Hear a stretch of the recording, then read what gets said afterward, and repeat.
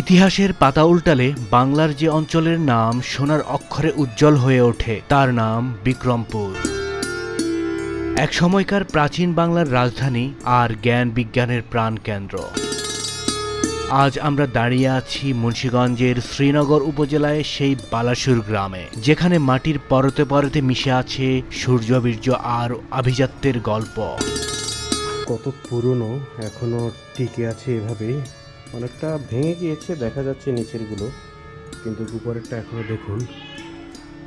ভেতরে সবগুলো এখন অনেকটা পরিত্যক্ত অবস্থায় আছে দেখা যাচ্ছে।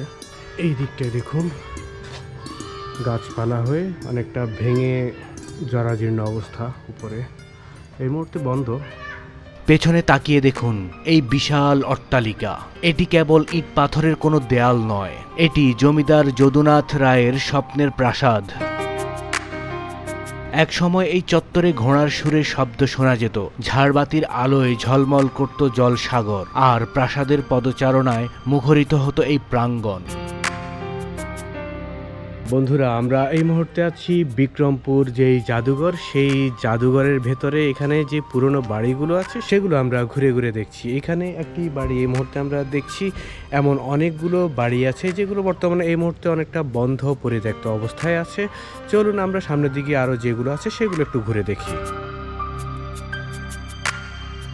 সময়ের নিষ্ঠুর খেলায় আজ এই জমিদাররা নেই সেই জৌলুস, তবে রয়ে গেছে তাদের স্মৃতি, যা আজ বিক্রমপুর জাদুঘর হয়ে আমাদের বলছে হাজার বছরের পুরনো এক সভ্যতার কথা। আজকের এই ভিডিওতে আমরা ঘুরে দেখব এই মায়াবী জমিদার বাড়ি, জানবো কেন তারা দেশ ছাড়লেন, আর দেখব পুরো এলাকাটা ঘুরে। চলুন সময়ের রথে চড়ে ফিরে যাই শত বছর আগের সেই সোনালী বিক্রমপুরে।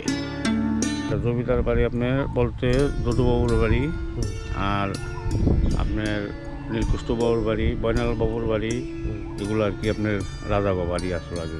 রাজা জমিদার। হ্যাঁ, এটা কত বছর আগে ছিল? এটা মনে করেন আমাকে জন্মের আগে চলে গেছে। এর আগে মনে করেন আজকে 100 বছর মতো হবে। 100 বছর বা যুদ্ধের আগে বা পাকিস্তান ওরা আগে ব্রিটিশ ওরা আগে চলে গেছে। এটি হলো তখনকার পুরনো ওয়াশরুম। এই মুহূর্তে একদমই ভেঙে শেষ। 3টা ওয়াশরুম এখানে আছে, সেটাই দেখতে পাচ্ছি। আর পাশে এটা হলো সেই বিক্রমপুর মিউজিয়াম, আর এটা হলো ওয়াশরুম। পাশাপাশি এখানে বিশাল বড় একটি গাছ আছে, সেটা আমরা দেখতে পাচ্ছি।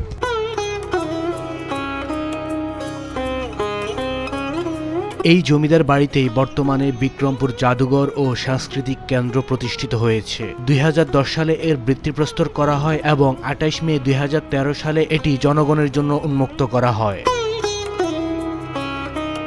দর্শক, আমরা এই মুহূর্তে আছি বিক্রমপুর যেই জমিদার বাড়ি, সেই জমিদার বাড়ির সামনে।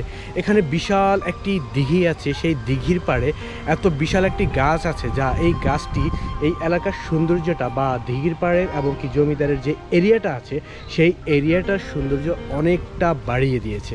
আমরা এখন সেই গাছের নিচে দাঁড়িয়ে আছি। দেখুন কত বিশাল গাছ। যদি আপনাদেরকে দেখাই, এই যে উপরের যে গাছটি দেখতে পাচ্ছেন, এটি হলো সেই গাছ। এই গাছটির নাম আসলে কি আমরা আসলে ওইভাবে জানি না, তারপরও আপনাদেরকে দেখাচ্ছি যে কত বিশাল একটি গাছ। অনেকটা শিমুল গাছের মতো মনে হলো, এটা কিন্তু শিমুল গাছ নয়, অন্য কোনো গাছ হতে পারে। এটা আপনারাই কমেন্টে জানাতে পারেন এই গাছটির নাম কি।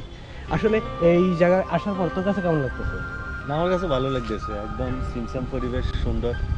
আর আজকের পরিবেশটা এমনি সুন্দর, তো ভালো লাগে। আর এখানে যে জমিদাররা ছিল, তাদের যে বাড়িঘর দুয়ার বা তাদের যে কালচার কীরকম ছিল, মোটামুটি আমরা কিছুটা উপলব্ধি করতে পারতেছি আর কি।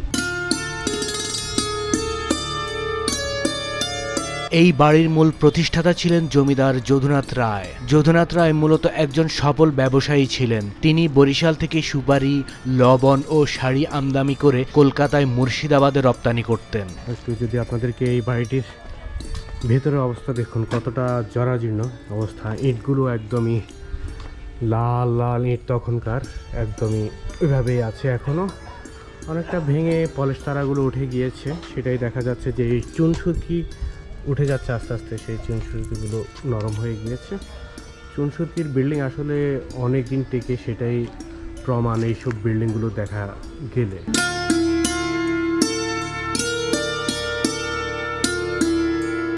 ব্যবসার মাধ্যমে অর্জিত সম্পদে তিনি বিক্রমপুরের বালাসুরে বিশাল এক সাম্রাজ্য গড়ে তোলেন। যদুনাথ রায়ের 5 সন্তান ছিল। তিনি সন্তানদের জন্য আলাদা আলাদা 4টি বাড়ি তৈরি করেছিলেন, যা কোকিল পেয়ারি জমিদার বাড়ি ও জজবাড়ি নামেও পরিচিত। বর্তমানে যদুনাথ রায় বা তার পূর্বপুরুষদের জমিদারি ও সম্পদ শুধু এক গ্রামে সীমাবদ্ধ ছিল না। কত পুরনো সেই লোহার গেট এখনো আগের মতোই আছে। দেখুন, অনেকটা ভেঙে জরাজীর্ণ অবস্থা। লোহার যেই ভীমগুলো ছিল সেগুলো এই অবস্থা। ঘুরে ঘুরে আমরা দেখছি সেই জমিদার বাড়ি। আপনারা কখনো এই বিক্রমপুরে আসলে এই বাড়িগুলো দেখে যেতে পারেন। এত পুরনো বিল্ডিং জরাজীর্ণ অবস্থায় এই মুহূর্তে আছে।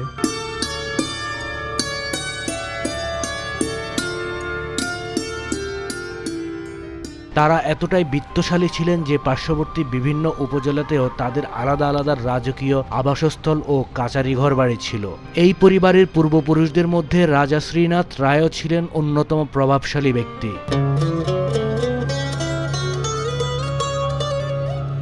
তারা কেবল রাজস্ব আদায় করতেন না, বরং এলাকার শিক্ষা ও চিকিৎসার প্রসার ঘটিয়েছিলেন। তারা রায় বাহাদুর শ্রীনাথ ইনস্টিটিউট, ধাতব্য চিকিৎসালয় এবং বাজার প্রতিষ্ঠা করেছিলেন।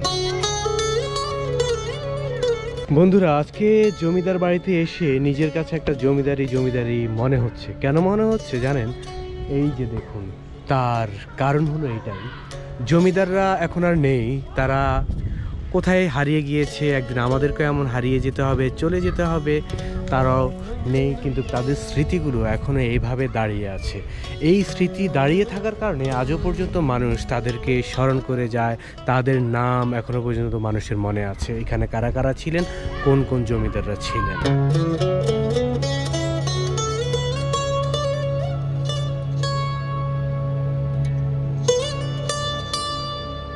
বিক্রমপুর প্রাচীনকাল থেকে জ্ঞান, বিজ্ঞান ও সাংস্কৃতিক কেন্দ্র ছিল। জমিদাররা এখানে মন্দির নির্মাণ করেন এবং বিভিন্ন পূজা পার্বণের আয়োজন করতেন। 1947 সালে দেশভাগের পর এবং পরবর্তীতে 1965 সালে পাক ভারত যুদ্ধের সময় প্রতিকূল পরিস্থিতিতে এই জমিদার পরিবার তাদের বাড়িঘর ছেড়ে ভারতে চলে যান। সেই থেকে এই বাড়িটি পরিত্যক্ত অবস্থায় ছিল। দীর্ঘকাল পরিত্যক্ত থাকার পর সরকার এই জমি অধিগ্রহণ করে। এই একটি জমিদার বাড়ি। এই জমিদার বাড়ির পাশাপাশি এখান দিয়ে আরও একটি জমিদার বাড়ি আছে। বর্তমানে মূল ভবনটি সংস্কার করে জাদুঘর করা হয়েছে। সেখানে পাল ও সেন আমলের প্রত্নতাত্ত্বিক নিদর্শন, মাটির তৈজসপত্র, মুদ্রা এবং বিক্রমপুরের হাজার বছরের ইতিহাস প্রদর্শিত করা হয়। এক পাশে অনেকটা ঠিক, আর আরেক পাশে দুটো বাড়িরই এমন ভাঙা অবস্থা। পেছনের সাইডগুলো ভাঙা অবস্থা, আমরা সেটাই দেখতে পাচ্ছি। দেখুন, বিক্রমপুর জমিদার বাড়ি, সেখানেই আমরা আছি। ঘুরে ফিরে দেখছি জমিদারদের তখন তারা কিভাবে ছিলেন সেগুলো দেখছি। কত পুরনো। এই যে দেখুন, ইট এবং কি লোহার সংমিশ্রণে তৈরি করা হয়েছিল, এবং কি দরজার যে খিলানগুলো এখনো আছে আগের মতোই। এদিকে দেখুন, বট গাছ তাকে আঁকড়ে ধরেছে।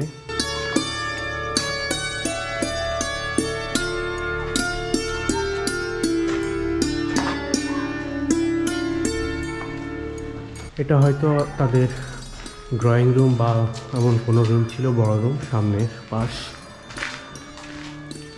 ভেতরে আসলে এই মুহূর্তে ঢোকা যাবে না, টোটালটাই বন্ধ করা আছে। এই যে দেখাই আপনাদেরকে।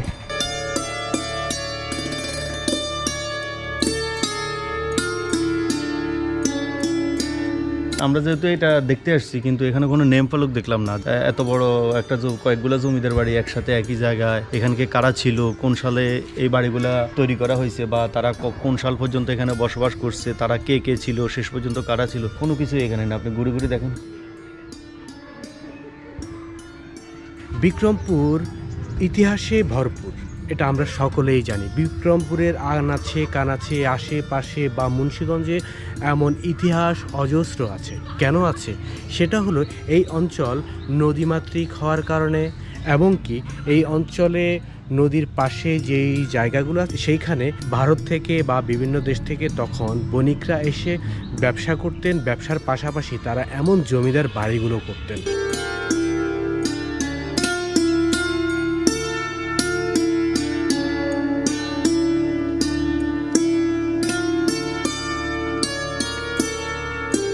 এটি আরো একটি বাড়ি। এই বাড়িটি একদমই এখন পরিষ্কার আছে, খোলামেলা, কোনো দরজা নেই, জানালা নেই, কোনো কিছু নেই। এই মুহূর্তে একদম এরকম পরিত্যক্ত অবস্থায় আছে।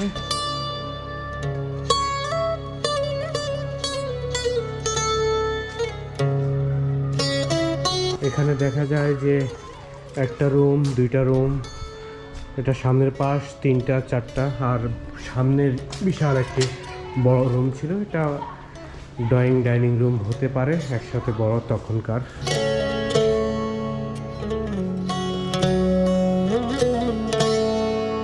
একটা সময় এভাবেই হয়তো জমিদার গিন্নিরা এদের মতো এই রাস্তা দিয়ে এই বাড়ি থেকে ওই বাড়ি, ওই বাড়ি থেকে সেই বাড়ি হেঁটে গিয়েছেন, আর জমিদার বাড়ি থেকে তাকিয়ে তাকিয়ে দেখতেন কতই না স্মৃতি এখানে ছিল।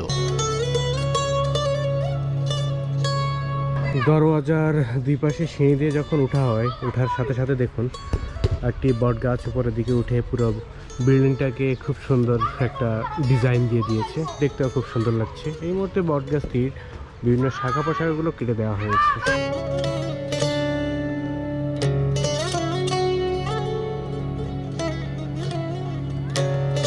এই পাশে একটি বাড়ি, এ পাশে একটি বাড়ি, আর ওইটা হলো বিক্রমপুর জাদুঘর, যেটা ওইটাই হলো সেটা। আজকে বন্ধ, তার কারণে আমরা আপনাদেরকে ভেতরের অংশটুকু দেখাতে পারলাম না। বাড়ির দুই পাশেই রয়েছে এমন বড় বড় দুটি দিঘি, আর সেই দিঘির চারপাশেই রয়েছে কত সুন্দর রাজকীয় স্টাইলের শান বাঁধানো পুকুর ঘাট। আর হবেই না কেন, তা যে করেছিলেন তখনকার জমিদার। এই দিঘিতে জমিদারের পরিবার কতই না গোসল করেছেন, আর এখন তা এলাকার মানুষ ব্যবহার করে যাচ্ছেন। ভিতরে হলো অনেকগুলো জমিদার বাড়ি, আর হলো তার সামনে একটি মন্দিরও আছে, অনেক বড় মন্দির। এই হলো মন্দির। এখানে আরো একটি মন্দির আছে ভেতরে।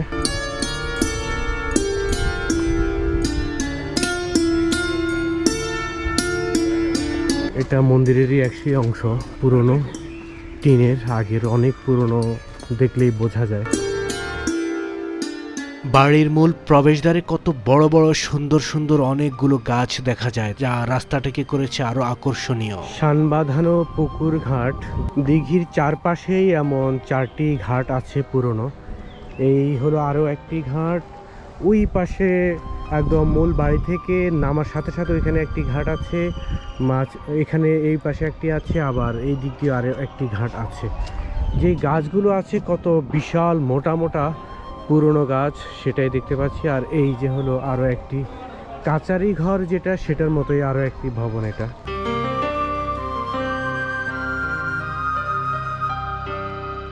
পাশাপাশি এখানে আরো একটি ফাউন্ডেশন কেন্দ্র হয়েছে। ইতিহাসের পাতায় ঘেরা এক প্রাচীন আভিজাত্যের নাম বিক্রমপুর এই জমিদার বাড়ি। প্রধান ফটক দিয়ে ঢুকতেই আপনাকে স্বাগত জানাবে বিশাল একটি শিমুল গাছ। ফাল্গুনের ছোঁয়ায় শিমুল গাছটি এখন ফুলে ফুলে লাল হয়ে আছে, যা পুরো পরিবেশকে দিয়েছে এক মায়াবী রূপ। গাছটির ঠিক পাশেই দাঁড়িয়ে আছে কালের সাক্ষী হয়ে থাকা পুরনো কাচারি ঘর। জরাজীর্ণ দেয়াল আর শ্যাওলাধরা ইটের পরতে পরতে যেন লুকিয়ে আছে শত বছরের পুরনো গল্প। এক সময় এই কাচারি ঘর থেকেই পরিচালিত হতো জমিদারি শাসন, আজ যা শুধুই ইতিহাস। আপনি যদি ইতিহাসের সন্ধানে কিছুটা সময় নিরিবিলিতে কাটাতে চান, তবে ঘুরে আসতে পারেন এই অসাধারণ জায়গাটি থেকে। অসাধারণ স্থাপত্যশৈলী আর প্রকৃতির এই মেলবন্ধন আপনাকে মুগ্ধ করবেই। আমাদের ঐতিহ্যবাহী এই স্থাপনাগুলো দেখতে আপনিও চলে আসুন বিক্রমপুরের এই জমিদার বাড়িতে। সব মিলিয়ে ঘুরে ফিরে দেখলাম বিক্রমপুর জমিদার বাড়ি। আজকে মিউজিয়ামটা বন্ধ থাকার কারণে আমরা ভেতরে ঢুকতে পারিনি, আপনাদেরকে সেই জায়গাগুলো দেখাতে পারিনি। যাক, সেটা অন্য আরেকদিন হয়তো আমরা আসি বা আপনারা আসেন, এসে দেখে যেতে পারেন। যাই হোক, এই জমিদার কতটুকু মানে তার রাজকীয়তা ছিল বা সে কি পরিমাণ যে খরচের দিক দিয়ে ছিলেন, পুরো ঘুরলে বিষয়টা দেখা যায়। পাশে অনেকগুলো দিঘি আছে বড় বড়, প্রত্যেকটা দিঘির মধ্যে শান বাঁধানো ঘাট আছে, দেখলেই মনে হয় যে সে অন্যরকম জমিদার ছিলেন। বিশাল এরিয়া জুড়ে এই জায়গাটা, আপনারা কখনো বিক্রমপুর আসলে অবশ্যই ঘুরে যেতে পারেন, এই জায়গাগুলো দেখে যেতে পারেন। তো আমাদের ভিডিওটি কেমন লেগেছে, যদি ভালো লেগে থাকে অবশ্যই কমেন্টে জানাবেন, এবং কি সামনের দিকে কি ধরনের ভিডিও দেখতে চান সেটাও জানাবেন। আশা করি সামনে আমরা আরো নতুন ভিডিও নিয়ে হাজির হব। সেই পর্যন্ত ভালো থাকবেন, সুস্থ থাকবেন। সবাইকে ধন্যবাদ, টাটা, বাই বাই।